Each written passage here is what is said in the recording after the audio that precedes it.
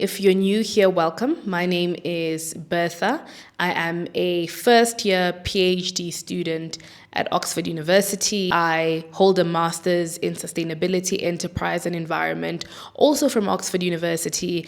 And on this channel, we talk about all things scholarship, all things beauty, but really all things building a big life on your own terms. I'm going to be talking about how I manifested the most competitive postgraduate scholarship in the world at the age of 23. I know that people have different opinions on this. You can call it manifestation, you can pray, you can just call it hard work. Whatever you want to call it really doesn't matter too much to me. For me, it's important to share some of this information and let you know some of the ways that I work towards something that I really wanted in hopes that it will help you secure the opportunity of your dreams. So for a little bit of context, I'm a Rhodes Scholar. The Rhodes Scholarship is a postgraduate, fully funded scholarship to Oxford University. It has a global acceptance rate of 0.7%. And really what they do is pay for your tuition fees for either a master's degree or for a PhD to Oxford. You just study, they pay for your tuition, they pay for your stipend. I knew for a long time in my undergrad that I wanted to go and do a master's degree. The PhD came later, but I knew that I wanted to do a master's degree in the United Kingdom, and I desperately needed somebody to pay for it because they were expensive. So I got to doing some research. As I became engaged with the process, there are three main things that I want to talk through that I did that I think were really helpful for me. Disclaimer, might sound a little bit dramatic or might sound a little bit cuckoo. They worked. They do sound cuckoo, it is what it is. I'm just sharing what I did and what seems to have worked for me. The first thing I did was really understand what the scholarship is and what it's looking for. I really tried to understand what is the spirit, what is the essence of this opportunity. I looked at the vision, I looked at the values, I looked at the will. I read the will of Cecil John Rhodes. I looked at his life. I looked at how the trust had been managed. I looked at some of the press statements it had released. I looked at its leadership.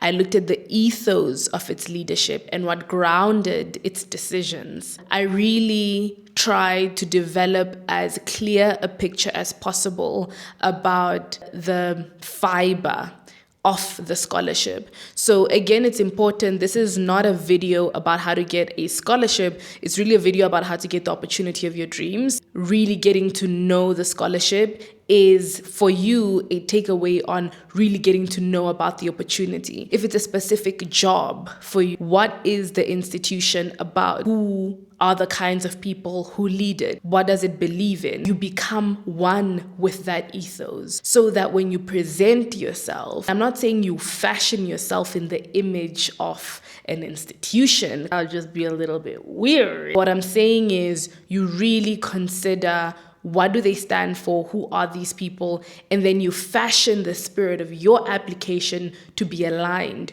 with their mission and their values. So an example of this was, it's clear that in my case, they love people who are engaged and who are really thinking about their place in the world and fighting the world's fight. So I thought to myself, in my corner of the world, how can I be engaged? I started writing opinion articles in local newspapers so that I could demonstrate, frankly, that I was engaged. Something that I would have done either way, and that's another litmus test. If you're doing something that you wouldn't have done, then that's probably not the opportunity for you. But for me, this is clearly an opportunity that valued engagement. And so I took them valuing engagement as my activation to be engaged. I started putting my voice out there. I started putting myself out there.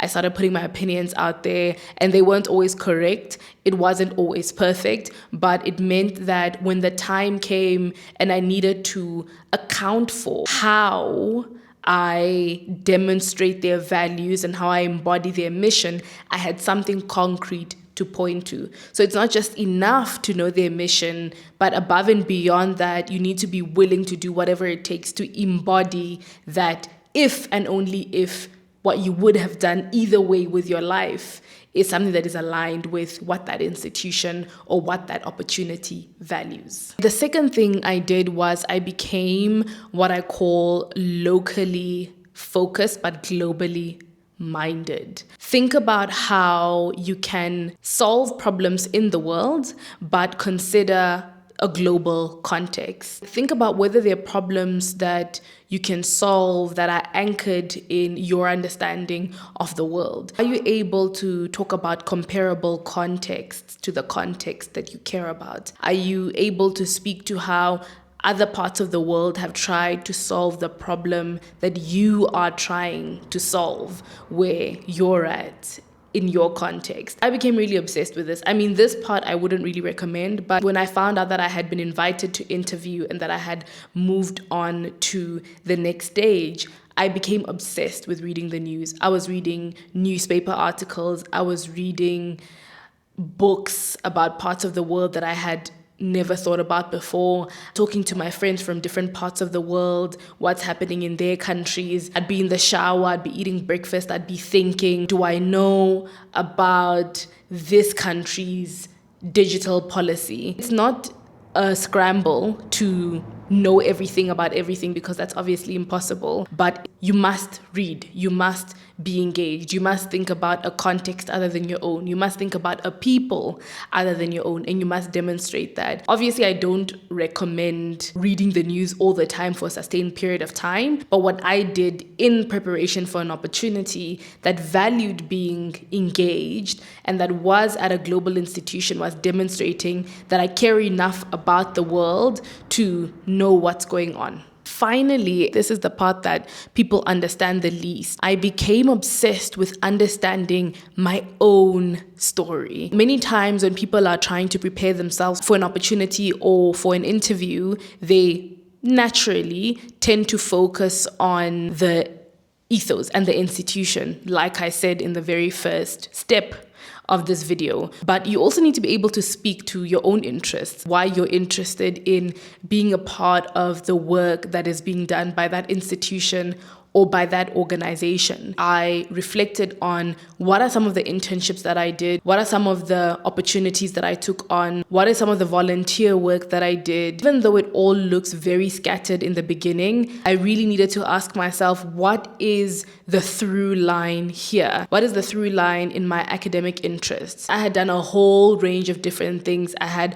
produced a podcast about entrepreneurship, but I was also very interested in natural resource governance. And I now had to think to myself, why am I not studying something like media? I needed to be prepared to answer a question like that. When I really think about it, I'm like, oh, maybe I care about potential. Maybe I care about bringing things to fruition. Maybe I care about trying to see how something in its raw form can yield maximum returns. If I really had to force a link between entrepreneurship and natural resource governance, which is what I'm studying, the point really is think about your through line, think about your personal story, go back to the drawing board and really try and trace what is your narrative, what is the thing that you care about. That is how I manifested my dream opportunity. One, know your stuff. I understand this opportunity. I understand the scholarship. I've read as much as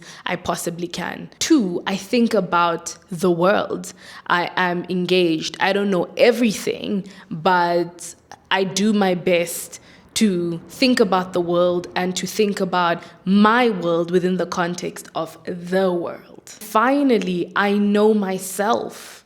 I have thought about why I want to do this, and frankly, I would still be fighting this fight even if I don't get this opportunity. That last one feels counterintuitive because you almost are tempted to prove that you're desperate to get the thing. Don't do that. It's important to signal that this is something that is so important to you and it's gonna get done either way. And this opportunity might help you get there faster, but it's not the only thing that is gonna make you care about the thing that you say you care about. Those are my three things. Know, about the institution, one, know about the world, and know about yourself. That is how I manifested my dream opportunity at the age of 23. If you enjoyed this video, please subscribe and give it a thumbs up so that I can keep making more of this content. And tell me what you'd like to see